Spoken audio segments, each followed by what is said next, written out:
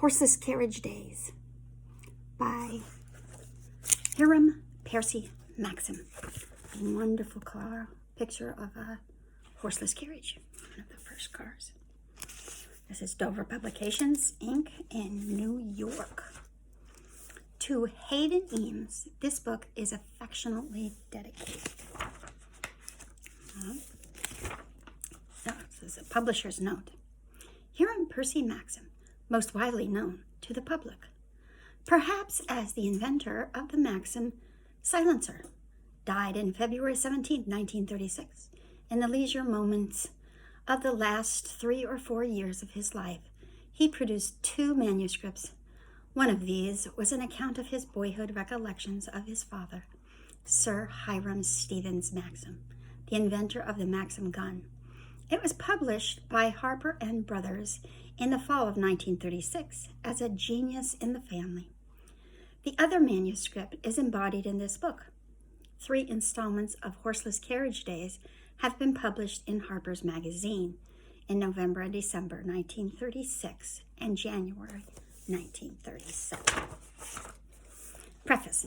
It is difficult for young people today to imagine life without motor cars and good roads, but are accepted as matters of course.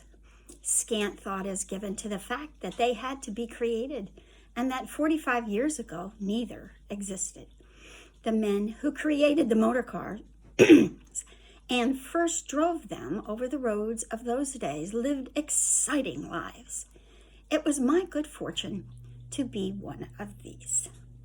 I limit myself in this book to those pioneer days between the years 1893 and 1901, when a ride out into the country in a horseless carriage was an adventure, when that temperamental machine, the gasoline engine, was being tamed, when there were no good roads, no road signs, no road maps, no filling stations, when gasoline had to be purchased either in paint shops before dark or in drugstores, when there were no registration plates, no operator's licenses, no protection against wind, rain, and cold, and when every horse on the road stood upon its hind legs and made a scene. With the coming of the present century, the pioneering had been done, and the glory of early days was fast fading. While they lasted, they were intensely interesting, and that their atmosphere may not fade entirely from the memory of man, this book has been written, and I'm reading it for the same purpose. Chapter 1. The Horseless Idea.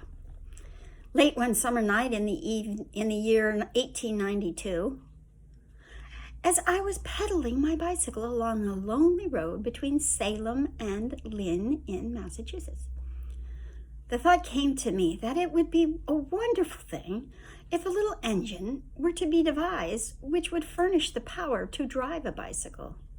A little engine which would do what my legs were doing did not appear such a serious problem. I could not be expending more than 1/6 of a quarter of a horsepower, and that would not mean much of an engine. I had been spending the evening with an attractive young lady in Salem. I suspect that I was pretty much up in the clouds. At any rate, my thoughts were quickened on that lonely ride that night. I thought about transportation. I saw it emerging from a crude stage in which mankind was limited to the railroad, to the horse, and to Shank's mare. The bicycle was just becoming popular, and it represented a very significant advance, I felt. Here I was covering the distance between Salem and Lynn on a bicycle. Here was a revolutionary change in transportation. My bicycle was propelled at a respectable speed by a mechanism operated by my muscles. It carried me over a lonely country road in the middle of the night, covering the distance in considerably less than an hour. A horse and carriage would require nearly 2 hours. A railroad train would require half an hour, and it would carry me only from station to station. And I must conform to its timetable, which was not always convenient, when calling upon an attractive young lady in Salem.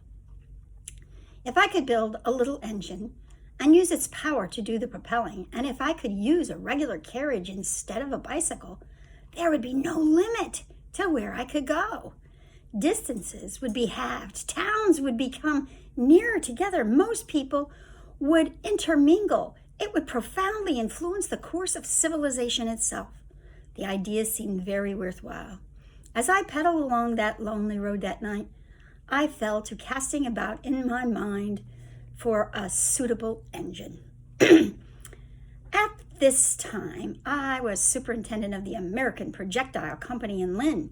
The company was a subsidiary of the Thomas Electric Welding Company, which was in turn a sort of subsidiary of the Thomas Houston Company, which later became the General Electric Company.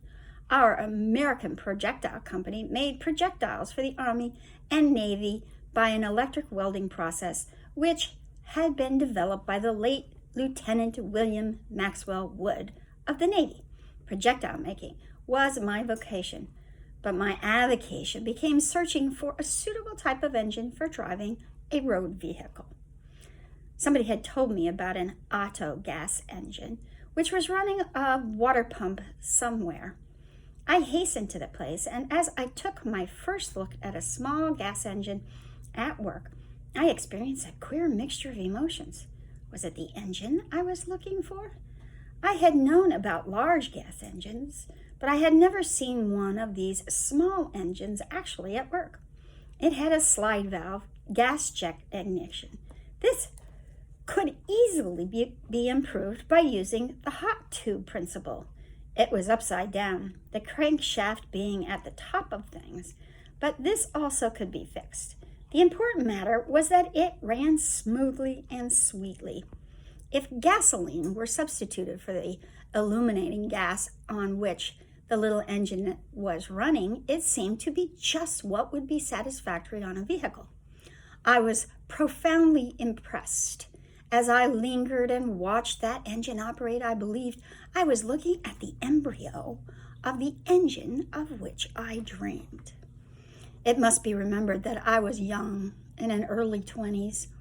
I hoped I might be the first to produce an engine-driven road vehicle, which was evidence of how young I was.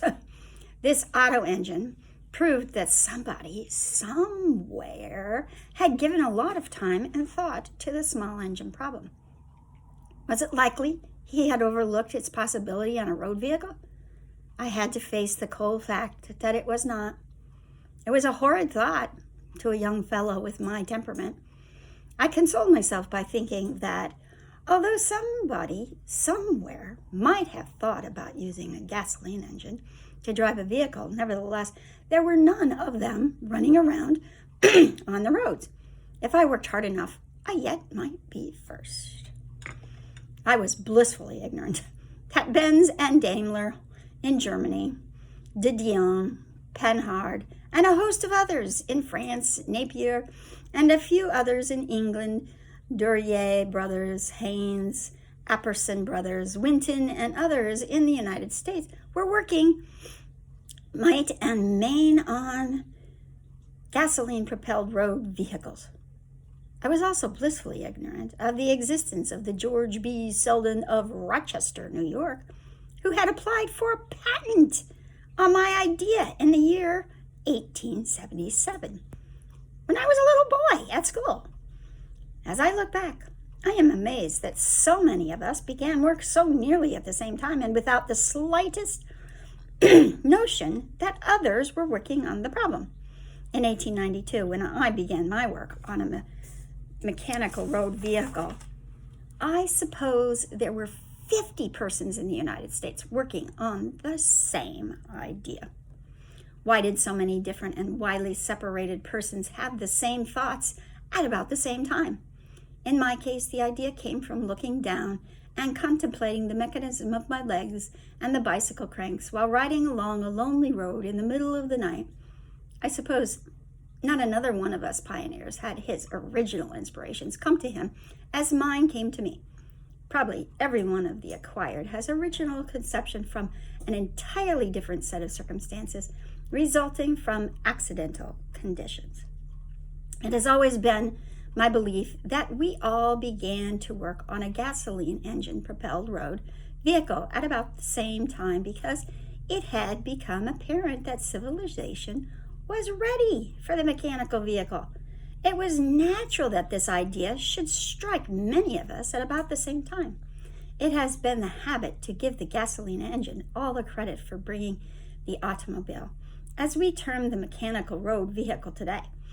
In my opinion, this is a wrong explanation. We have had this steam engine for over a century. We could have built steam vehicles in 1880, or indeed in 1870, but we did not. We waited until 1895.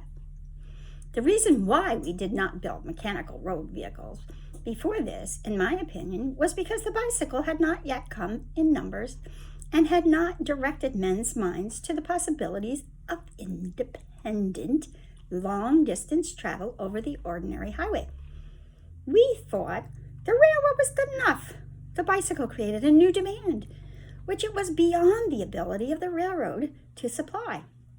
Then it came about that the bicycle could not satisfy the demand which it had created. A mechanically propelled vehicle was wanted instead of a foot-propelled one, and we now know that the automobile was the answer. Since the last word has by no means been said in transportation, what is likely to be the tendency from here on? The automobile demand had to come before a reliable gasoline engine could be developed.